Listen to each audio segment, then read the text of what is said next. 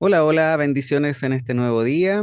Hoy día vamos a terminar de leer el libro del Éxodo y lo vamos a hacer leyendo los capítulos del 35 al 40. Le animo a que continúe y persevere en esta lectura, que recuerde que siempre está la opción de que puede escuchar también la Biblia, pero le animo, le invito a que persevere en esta disciplina. Estoy seguro que será de mucha bendición.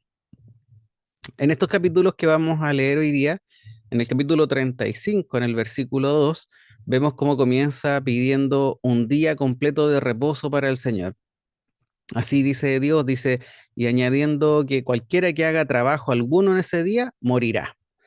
Tal cual advirtió en Génesis capítulo 2, versículo 17, donde decía, pero el árbol del conocimiento del bien y del mal no comerás, porque el día que de él comerás, ciertamente morirás. No se refiere a una muerte inmediata como si cayera desplomado al piso después de ejecutar esta acción. Entonces, no es que si uno del pueblo de Israel prendía fuego, por ejemplo, que era una de las provisiones dentro de su casa, este cayera muerto al instante. No se trata de eso. Debemos entender que la paga del pecado es muerte. Esto nos lo recuerda Pablo en Romanos capítulo 6, versículo 23. Pero con Cristo hoy tenemos acceso a vida eterna.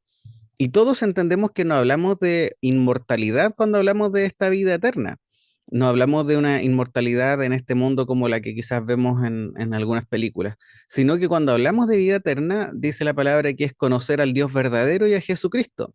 Y al mismo tiempo, nosotros por la revelación, por ejemplo, de Apocalipsis 21, sabemos que esto incluye una promesa de disfrutar en la eternidad de una nueva vida, en una tierra nueva, en un cielo nuevo, donde no tendrá lugar el pecado y la ciudad no tiene necesidad de sol ni de luna, que la iluminen porque la gloria de Dios la ilumina y el Cordero es su lumbrera.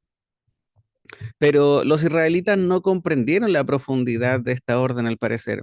Cayeron en lo que nosotros hoy día conocemos como una religiosidad y se preocuparon de seguir estrictamente este mandamiento, lo cual quizás podría haber estado muy bien si es que estos no hubieran olvidado el propósito que éste tenía, es decir, el para qué lo estaban haciendo. Este día de reposo era para dedicarlo a Dios, para descansar en Él. Sin embargo, podemos apreciar por medio de las escrituras del Nuevo Testamento cómo Cristo es condenado por los fariseos y escribas por no respetar el día de reposo. No lo respetaba porque él hacía el bien ese día, porque sanaba enfermos, porque ayudaba a su prójimo, porque enseñaba la palabra de Dios.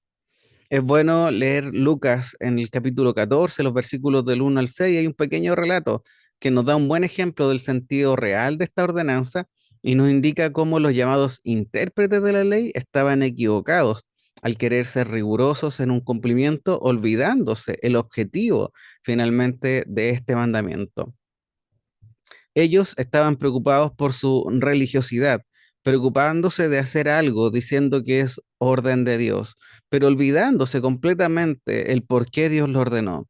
No lo ordenó como un simple rito y como si este rito finalmente otorgara salvación. Lo ordenó para que la comunión con Él fuera permanente, para que el pueblo le buscara constantemente. La relación permanente con Dios nos ayuda a parecernos a Él. Estamos invitados a ser los hijos que reflejan al Padre y eso incluye hacer el bien a nuestro prójimo. Por lo tanto, en ningún caso Jesús viene por decirlo de alguna manera, a anular este mandamiento, sino que Él lo que viene es a dar una correcta interpretación del mandamiento, comunión con Dios, para poder finalmente reflejar a Dios en medio de este mundo. Los viernes con frases como es viernes y mi cuerpo lo sabe, y pareciera que todos esperan que llegue el día de viernes para poder dar rienda suelta a sus pasiones finalmente. Nosotros deberíamos mostrar un gozo y una alegría mucho mayor, anhelando que llegue el día domingo para poder dedicar un día para buscar al Señor, ser bendecidos con su paz, con su misericordia, que Él renueve nuestras fuerzas en este servicio de adoración. No solamente en el servicio, sino que sea un día de meditación en su amor, en su misericordia, y así nosotros poder enfrentar una nueva semana en medio de este mundo lleno de tinieblas, pero con la confianza de que nuestra comunión con el Padre ha borrado toda ansiedad y que podemos vivir día a día confiados en su protección, en su amor, y que pudimos tener un día de un encuentro con Él, disfrutando de su amor, y no solamente de su amor, sino que también de la comunión con nuestros hermanos, con aquellos que Él también ha llamado para que sean parte de esta bendita iglesia. También vamos a leer en el capítulo 35 que el Señor ordena a través de Moisés traer ofrenda para la construcción del tabernáculo. Pero debemos prestar especial atención. En este capítulo hay algo que nos debe bendecir enormemente. Nos dice, tomad de entre vosotros una ofrenda para el Señor. Todo aquel que sea de corazón generoso, tráigala como ofrenda al Señor. Todo aquel que sea de corazón generoso. A Dios le importa mucho más que la ofrenda que traigas, el corazón con el cual lo haces. Aprecia al que trajo oro, tanto como al que trajo aceite. ¿Pero por qué? Porque Él desea un corazón generoso. Esto debemos tenerlo en mente constantemente y estar analizando cómo se encuentra nuestro corazón al ofrendar. Cuando tenemos la oportunidad de ofrendar en nuestra iglesia o donar acción de gracia, debemos hacerlo con un corazón generoso y gozarnos en ello. Si una vez que nos analizamos nos damos cuenta de que esto no es así, de que quizás me cuesta mucho desprenderme de mi ofrenda o de mi aporte, entonces nosotros debemos buscar más del Señor, debemos orar para que Él siga transformando nuestro corazón y así poder llegar a gozarnos con una convicción completa de que lo que estamos entregando es una ofrenda agradable a Dios. No hablo solamente de tener ese corazón generoso incluso al interior de nuestra iglesia local, sino que en todo sentido, donde nosotros podamos ver una oportunidad de ayudar y de reflejar finalmente al Padre, lo podamos hacer también por medio de nuestros bienes. Yo le comentaré una convicción que tengo y que le hemos conversado con algunos hermanos.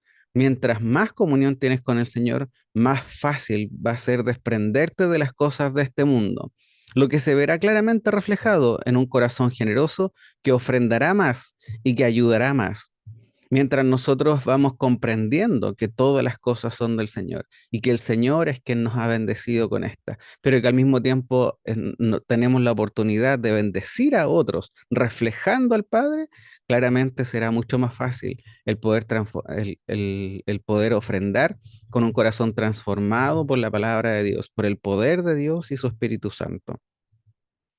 También en este capítulo vemos como tanto mujeres como hombres con habilidades participan en la confección del tabernáculo, lo que también nos recuerda que existen otras formas de ayudar a la iglesia local. Es colocar nuestras habilidades al servicio de la obra para el Señor. Y esto puede ser pintar, jardinear, barrer e incluso algo muy importante y quizás demasiado importante, y es la oración. La oración por la iglesia, por los pastores, por los líderes, por aquellos nuevos miembros que aún no conocen al Señor, por los miembros que están para que el Señor les proteja.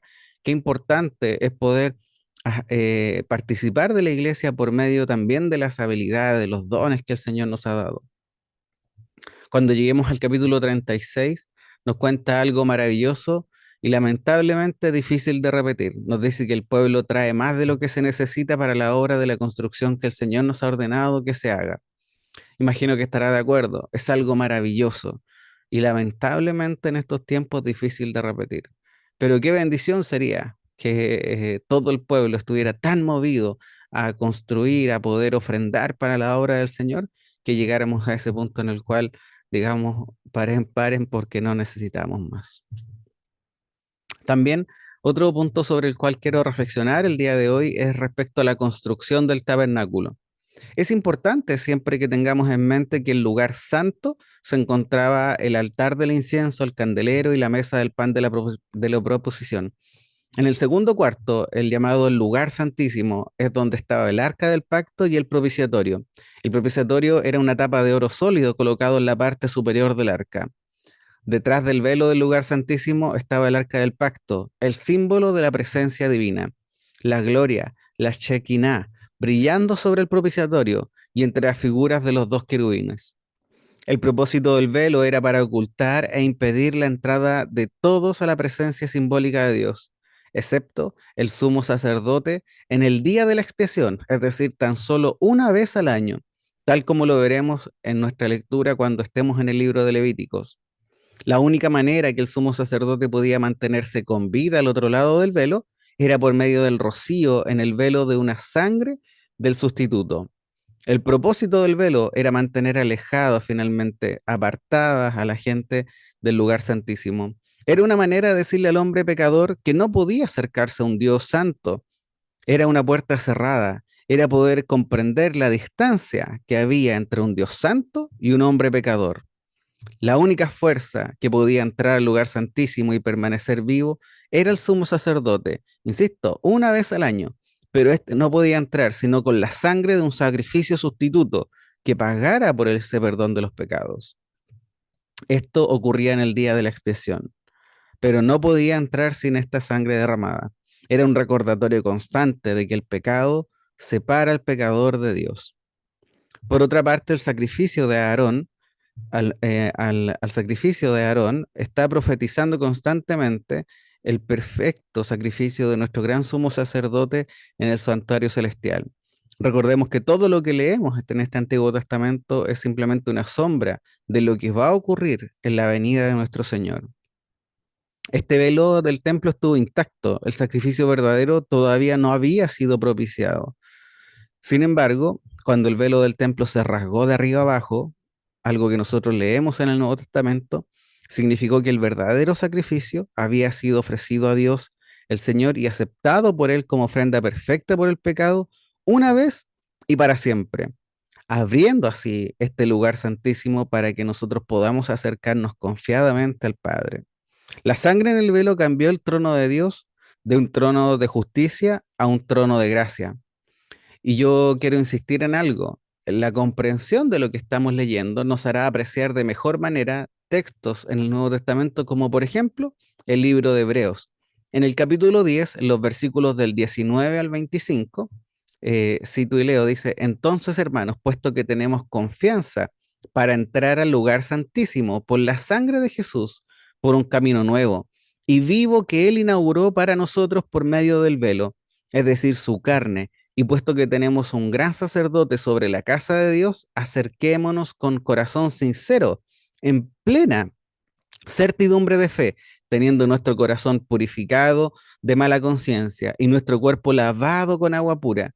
Mantengámonos firmes en la profesión de nuestra esperanza sin vacilar, porque fiel es el que prometió, y consideremos cómo estimularnos unos a otros al amor y a las buenas obras, no dejando de congregarnos como algunos tienen por costumbre, sino exhortándonos unos a otros, y mucho más al ver que el día se acerca. Bendiciones.